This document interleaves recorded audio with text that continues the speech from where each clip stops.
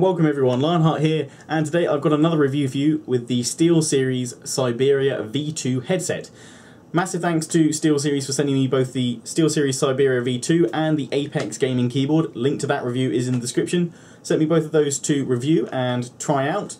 And I've got to admit, I am very impressed with both products, but this review is on the Siberia V2. This headset was released, I believe, in 2010, so it's around 3 years old now, nearly 4. And you know, my biggest question when I was reviewing it was thinking, okay, yeah, so they've sent me probably one of their flagship headsets here. Why is it still doing so well? Well, you know, I've heard great things about this. Whenever I go into shops, I always see them on the shelves. They're always selling well, from what I can tell. And I've got several friends that rant and rave about them. So I'm kind of like, well, what are they doing right then? You know, 3 years down the line, yes, they've released kind of improvements, but this is still heralded as a great, solid headset. So why is it so good? This review aims to find out just why. So, looking at the headset itself, I have been kind of throwing it about a little bit, not to damage it, but just to show how incredibly lightweight it is. It's got these little rails over the top, which I'll talk about a little bit more in a moment. But the biggest thing you're probably going to notice is thinking, hang on, how does that headband bit here connect to the headset? Well, let's go in on the camera there, and actually, in the gap here, you can see two little wires, which just bend with the headband, which makes it extremely comfortable to wear. Although you do think, crap, is that meant to happen? Am I meant to break that? Yes, it is meant to happen just like that. And despite that, it is probably one of the most solid headsets I've ever worn. Now, those who've been following my channel for a while will notice, or rather remember, that a couple of weeks ago, I actually went through trying out 3 or 4 different headsets across the course of a weekend because I was returning my current one because it had an issue. I ended up with the same one anyway because I just wasn't pleased with any of the other headsets that I tried out. But recently I've actually kind of tried out 3 or 4 different headsets, so that's great for this review because it really does give me an insight into how this shapes up against the competition. So, the Steelseries Siberia V2. It is incredibly comfy, incredibly lightweight, and it doesn't compress your head. I say it doesn't compress your head for a good reason because my current headset, the Corsair Vengeance 1500, which as you can see is already quite a bit bigger and beefier looking, that is made for someone with perhaps a smaller head than mine, or even perhaps a bigger head, because when I have it on, it does after a while start to compress my head a little bit, which does make it slightly uncomfortable for long recording sessions. But that thing does have a darn good mic, and I'll be doing a mic test comparison between the Siberia V2 and the Corsair Vengeance 1500 in a moment. But I should also note that there is about a £20 to £30 price difference between the headsets. So, you know, talk about that a little bit later. But anyway, looking at the design still, the headband, I really do like this. At first I thought, wow, this is incredibly flimsy. Why would they just spring it on 2 bits of cabling? But the cabling is heavily reinforced. It's kept on a nice bit of kind of plastic cable binding, and beneath that is kind of a steel wire that holds it. Very strong. You know, you can hold it and bounce it around all day, and it's going to be fine. These 2 rails over the top actually kind of brace the rest of the headset and the ear pads that then go on your head. When I put them on, it doesn't perhaps cancel as much sound as the Corsair Vengeance and other headsets, but then these aren't as bulky. They're actually quite, you know, well-formed, good-fitting, and I really like it. Now, you're probably thinking, well, okay, so this is a headset, right? Where is the microphone? The microphone is located here on the left ear pod, and you just pull it out, just like that. And when you want it to go away, you push it in. The actual microphone wraps itself around the ear pod inside when you extract it, and it's completely flexible. You can turn it whatever way you want and it will go. It does filter out noise from both front and when you're talking into it, so basically it should create a sharper, clearer, less background noise on the recording, which is good.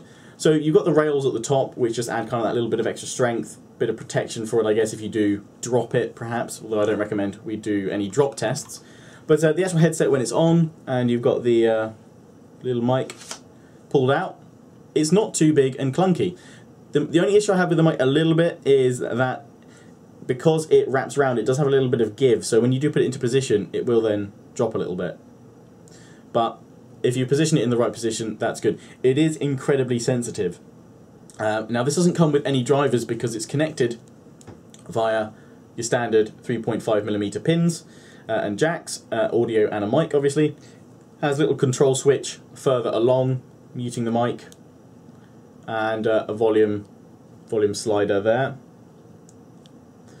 That's all it really needs, to be honest, for a headset. So it's not the USB version. There is a USB one as well, which means that you can use it with the SteelSeries engine software, but because these are via 3.5mm jacks, there's no software for this headset whatsoever. So in terms of plug and play, you can just plug it in and play. The Windows drivers for it are pretty darn good, and the quality, listening to both music and games, are very nice. The bass on it, it's not obviously incredibly heavy bassy, but I personally feel it gives you a good, reasonable experience for a stereo headset. It's not any virtualized surround in there.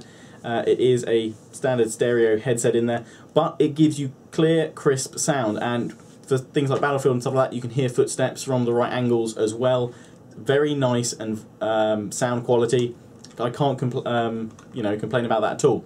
Now, here is where I'm going to kind of look a little bit at some of the negatives I found, and the only negatives I can actually talk about is the mic. Now, the reason I have a few negatives with it is because when I record my videos for my YouTube channel, I use a headset. Now, ideally and eventually I will have to use a studio or kind of a professional separate microphone, but I also do a lot of gaming using TeamSpeak, Skype to video chat, and to have voice chat while I'm playing a game with some friends. So it is something that I need. I need a headset as well as a standard mic, but at the moment I'm kind of like, well, I like to have everything all in one, so why not have everything all in one? So at the moment it does kind of make me kind of on a mission to find the best headset with supreme mic quality as well as decent audio quality. I'm not an audiophile, I'm not, going to be like, oh my god, the bass tone's one level off or something like that, but I am interested about the quality of the microphone. So I'm going to be doing a mic test in a moment to compare the SteelSeries Siberia V2 versus my Corsair Vengeance 1500, which I have to say has pretty much the closest thing I've ever come to a studio quality microphone. It is incredibly crisp and sharp, but it's also £30 more. Yes, it does have virtualized surround, but it's also a pretty weighty headset. Like this, to move around, oh, this, so light, oh my god. Also, the Corsair is a USB headset, whereas this obviously is on its jacks, which means you can use this when you're out and about, and you don't have to feel silly with other headsets when you've got the mic sticking out, because otherwise people are going to know you've got a headset on. Just retract the microphone, nobody even knows it's there, so you can use these as a perfectly decent pair of headphones. And I'm very much pro to headphones over the ear, things like that, rather than little earpod things, because I always find they slip out. I don't care what promise the manufacturer makes, they always fall out of my ears. So let's do the mic test, and then we will follow up with concluding thoughts. This is the mic test with the SteelSeries Siberia V2 headset. So let's talk about the prices of the headset. On the SteelSeries website it is £72.15, and in US dollars that works out at $89.99 on the SteelSeries website. Obviously you can shop around and that will be cheaper. Something I should also note is that the Siberia V2 headset comes with plug extensions and extension cables for both the headset or the audio and the microphone jacks. So if you do have to plug them around to the back of your PC, if you don't have front-facing audio ports, then that's really useful. And again, another feature that shows SteelSeries caring for the game is caring for kind of the convenience and the standard issues that most people face when they're plugging in peripherals. Give them an extension cable. It really does help.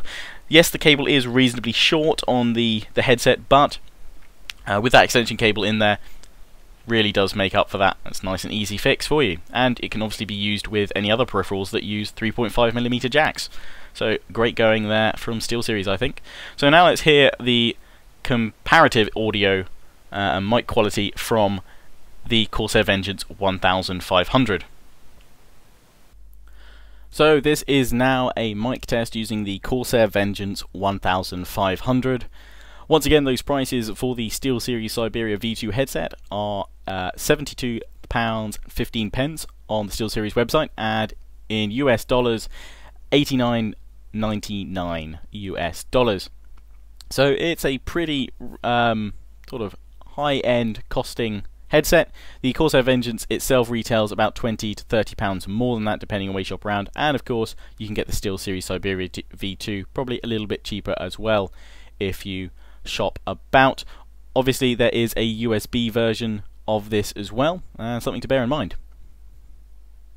So that's the mic test done. As you can see, or as personally, perhaps as you can hear rather, the Corsair Vengeance does have a little bit more kind of clearer clarity, but that is again £20, 20 to £30 more than the SteelSeries, and that did rather well. Might be a little bit more background noise in there, but if you're playing a game, you're not going to hear that and nor is anybody else. So I think that performs really well for a mic built into a headset as well. That's a very good quality. The Corsair only just beating it. So really, time to wrap up. Give it its score. Before I do that, here is the extension cable I was